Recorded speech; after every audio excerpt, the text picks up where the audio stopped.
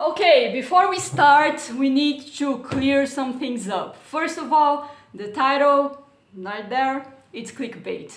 I actually really liked The Batman. It's my third favorite Batman movie, just behind The Dark Knight. But my favorite Batman movie is The Batman, but the edit that I made that removed the Riddler's ugly clothes, so I think my point still stands. Because we do see a lot of videos talking about bad movies that could have been good, but I would argue that it's not as frustrating as seeing a good movie that could actually be great. I also need to clear up some vocabulary because I want to make my video more accessible to many kinds of people. So when I say a good Riddler story, I want you to take that as normie good, because I need to be extra emphatic here. One of the best characteristics of the Riddler is that he is a very versatile character. He's literally the most flexible character I have ever seen in my life. And if I even imply that there is only one good way to write the Riddler, I will commit seppuku. I'm serious, I will stab myself in front of this camera. But most people don't want to read a charming Valentine's Day story about the Riddler pondering about his love life and inviting Batman to a dinner because they're both lonely. Or a heartbreaking interview with an old man left behind at times that takes care of treasures that most children these days consider to be garbage or cringe. No, they want the normie stuff, so keep that in mind. Also, when I say classic Riddler, I don't mean Batman 66 or Golden Age Riddler. I mean every single story in which the Riddler is trying to challenge Batman to a battle of wits using puzzles and riddles. Batman doesn't need to be alone, and neither does the Riddler, but it needs to obviously be Riddler's plan. You can't have Two-Face just partying and fucking everything up. That's not a classic Riddler story. And while I am going to sound absolute in most of the things that I will say, I will ask you to take video game examples with a grain of salt because they don't work like traditional characters do. They're not in a movie, they're not a character in a comic, they are an obstacle in gameplay. So to judge the quality of the characters in its writing, there is a completely separate context. So if you say, hey, Arkham Riddler is an exception, it's not like this, and I know, don't worry. Arkham Riddler is gonna get his own video, don't worry about that. So, with all of that out of the way, let's get into the actual video. Riddle me this. What's the difference between the Riddler and the Joker? Assuming that both of them are in a well-written story that has escalation of tension towards the end, they both accomplish this by doing different things. The Joker works by escalation. His movies are about watching him do crazier and crazier shit. Oh, he robbed the bank, now he killed some people, now he bombs dens, now he blows up a hospital, and he's exploding boats, and you get the point. The Riddler doesn't work with intensity. He surprises you by making sure you don't know what he's planning. You can do it two ways. You can do the Batman 66 way, in which the Riddler leaves a clue and they go chase it, but he escapes, so leaves another clue and they chase it, but he escapes, and repeat this 10 times until he reveals that he's going to melt Batman in wax while he uses a rare book he stole from Gotham Library to rob the jewels of an Incan sarcophagus. Or you can do it the good way, in which you pretty much understand the rules of the game and Batman's quick to respond to his actions, but oh shit, he's more dangerous than you expected, oh my god! A lot of people forget that in his first appearance, Edward Nygma was a con artist. That his specialty isn't giving you a puzzle that is really hard. His specialty was giving you a puzzle that you can't solve. He gives Batman a crossword, does some bullshit, attracts them to a transparent base, and it seals the door. If you play by Riddler's rules, you lose. His Star of Darkness wasn't solving a puzzle, it was cheating on a puzzle. You need to understand that the game was literally designed to defeat you. To beat the Riddler, you need to think outside of the box, see the bigger picture, you know, like a riddle. I'm an idea. There's a short story that illustrates this very well. Go watch this video, it has a good summary. I love the Riddler so much I want to deep throat his stupid question mark cane. You're probably wondering, well Laura, you should judge the movie by what it is, not what you want it to be. The Batman isn't a classic Riddler story. The Riddler isn't actually trying to defeat Batman. And yeah, I think you're right, but you're also wrong. Let's review the events of the movie. First we see a man being murdered. And everybody thinks it's a brutal and sadistic serial killer, but Batman eventually finds out there's a reason for all these murders. And there is corruption involving his own parents. And then you actually see the Riddler, and he looks like a harmless guy. And he reveals that he was poor and suffered a lot because of corruption, and genuinely sees himself as Batman's friend. And he was trying to do good. And you actually feel bad for the guy. And then he says, wait, you think this is over? And so it turns out he wants to kill the entire city. He's much more dangerous and crazier than we expected. Except he isn't, because we already know he was crazy because of the stupid fucking outfit. Oh my god! You already know that he's a psycho from the start, so we expect the ramp up. And so he becomes a Joker light. So that's why the Riddler's outfit in the Batman ruins the movie. Yeah, video is over. Already explained why. Of course, if you don't believe me, then I actually need to try to convince you. The thing that's special about Batman villains is that most of them are normal people. Gotham is having a normal day and some Randy kicks down the door and says, I have a mental disorder, a PhD, a stupid outfit, and a great HR department. And we collectively as society say, bro, that's sick, let's put it in our funk. Riddle me this, what does Parasite, Metallo, and Brainiac have in common? None of them chose to look the way they do. Parasite fell in a barrel of sludge, and Metallo and Brainiac are robots, so they're presumably designed to be as efficient as possible. Now, why does Scarecrow look the way he does? Well, because he wants to, because he wanted to be called Scarecrow, so he sat down and made his stupid outfit. He sewed the fabric. That was his choice. The Joker fell in acid, but the whole clown theme was his choice. Harley Quinn is in love with Mr. J. Poison Ivy seduces her enemies. The Mad Hatter is a fanboy. There are exceptions, but generally speaking, Batman villains are in control of their personas, just like a rockstar. Presentation! There's even a cartoon that plays with the concept before becoming Arkham City, in which Harley Quinn tries to become a feared villain that is respected, so she tries to work on her image. She tries to get the nemesis, and the entire thing is treated like dating celebrity gossip. And later they actually try to impress a YouTuber villain reviewer. Ah, what a great show. Forgot what I was talking about. Oh yeah. Everything I just said goes double for the Riddler because he's an attention whore. He's not doing this for money or for a cause. He fights Batman because he identifies as a supervillain. That's his gender. Forget Scarecrow. It's time to face your one true nemesis, Batman. Oh dear, is that who I think it is? He even has a big stick with his logo. And yes, he has a logo because the Riddler is basically a brand. It's a performance. It's not uncommon to portray Edward Nygma as a completely different person in and out of costume. In the 92 cartoon, the Riddler is charismatic, funny, and a little scary. And without the costume, he's just a grumpy nerd who unironically wears bow ties with suspenders.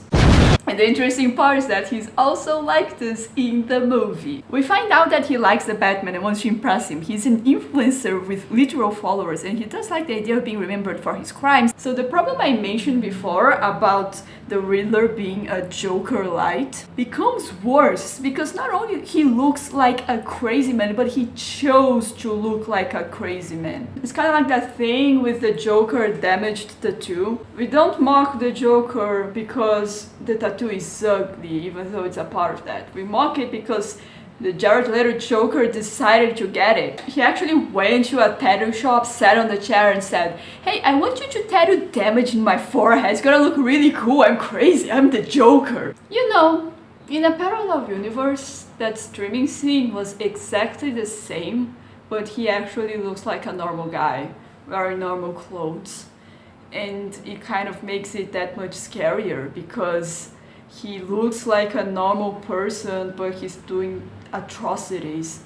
You know, like some hypothetical influencer filming a suicide corpse. But what possible article of clothing could possibly do the trick? Glad you asked! The Riddler was created by Bill Finger and Dick Sprang and had his first appearance in Detective Comics 140 in 1947, with a sequel 2 volumes later. His appearance was of a balding, sleazy guy. He already looked like this as a child. And he wore a spandex outfit that showed off his ripped physique. Seriously, that guy was jacked. He was a pretty minor villain like Zodiac Man or Quilt Man, with only 3 appearances, until his last volume fell into the lap of a TV producer and he decided to make the Riddler one of the main villains of the new Batman show, skyrocketing his popularity and making him one of the main villains, implying that there is an alternate universe that instead of a Riddler comic, it was a Kite Man comic. In the future, Pattinson would spend an entire movie chasing a gigantic kite flying around Gotham. But I am getting ahead of myself. Frank Gorshin pretty much defined the character for decades, and we can still feel the effects of his performance to this day.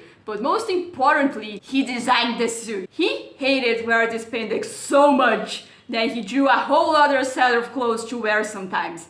And you can see that he's a man of good taste because it actually looks good and fancy. Sadly, it didn't stick in the comics. The first appearance was in a Neil Gaiman comic, which is the exception that proves the rule, because it's clearly based on Batman 66. And so time went by and the suit went unnoticed in the comics until the 90s when the cartoon aired and they brought the suit back, baby. And you can clearly see why. The suit is very charming and fancy while also being very fun. And you might be wondering, well, Laura, did you spend this much time telling us about the history of Riddler's clothing because you don't have anyone else to talk about it with you in your real life? And you're wondering that because it's true.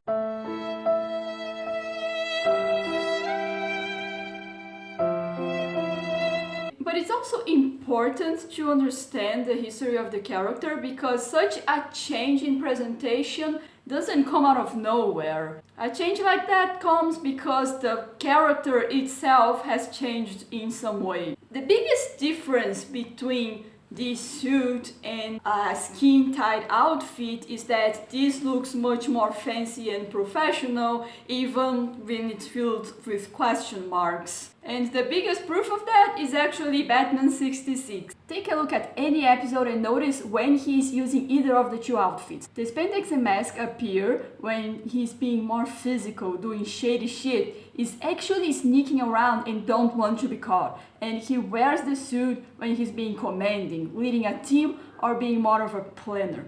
The character was actually starting to become more intellectual in the comics, planning a fucking satanic ritual while wearing the suit, and it was actually on its way to become more used in the comics even before the cartoon. But Batman the Animated Series actually made a gigantic change in this character that actually completely redefined him and sped up the wardrobe change.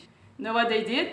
Their cartoon made him a gamer. He made this fucking adventure point and click game in which you have to solve multiple riddles and puzzles and has insta-kill game ending scenarios, and it was so complicated nobody beat it after 2 whole years and tremendous success. The guy was basically a Sierra game dev.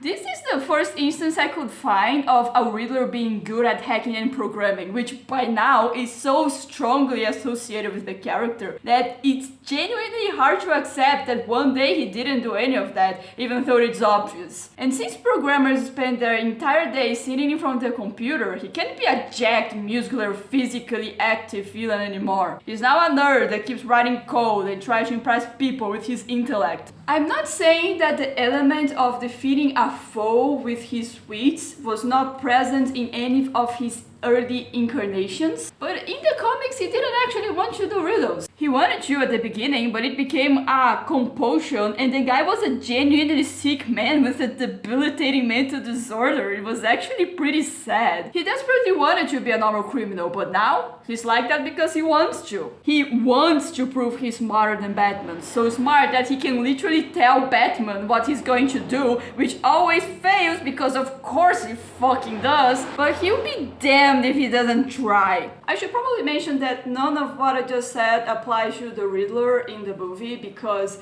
it's not a classic Riddler story. But it's important to know because you need to know when and why the suit is used so you can know when to stop. Who is the craziest Batman villain? There's such a wide selection of Arkham inmates that it's actually pretty hard to decide, but you could make a pretty good argument that the Riddler is the craziest of them all. Scarecrow, Poison Ivy, and Mr. Freeze are researchers that don't really have an endpoint. They're trying to find out more about their subjects. Maybe they do have a grander objective, but they need to find out how to achieve it first. The Joker, Mad Hatter, Two-Face, they're just vibing, really. The Riddler is the only one of them that has an actual, tangible, achievable objective, which is to defeat Batman and proving his bigger intellect. And his mental disorders, his compulsion for riddles, his egocentric narcissism, they're all obstacles for his goal. And the insane thing is that he refuses to see it. He ends up in Arkham every time he fights Batman and gets his ass beat. He always sees the therapist and he could start trying to treat himself, trying to take his mental health seriously anytime he wanted, but he just doesn't do that, no matter how much it genuinely ruins his life and hinders him in his pursuit of his objectives. Besides, he's got a multi-million-dollar deal with that toy company. Why would he throw it away over some stupid riddle crime? Because that's the way his warped mind works. He's obsessed.